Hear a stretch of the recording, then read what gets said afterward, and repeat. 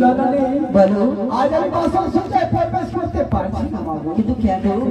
আর সেই বেপুলাবাদী নিজের প্রতি সেবা করছে, সে যদি আমাকে দেখে তাহলে বন্দি করতে পারবা। বেশ, সত্যি বলেছি। আরে বিলম্ব নয়, ওগো নিদ্রা দেবী, ওই চম্পকনগর দর্দনী সুখের নিদ্রা বেহুলা লক্ষিন্দরণে এসেছি।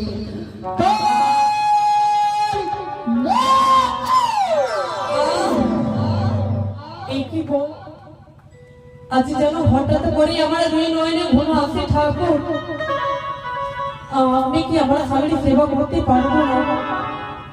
ওগো ঈশ্বরী, ওগো দয়াময়, আচ্ছা তুমি আমার দুই নয়নে ঘুম দিও না গো, আমার দুই নয়নে ঘুম দিও না। ও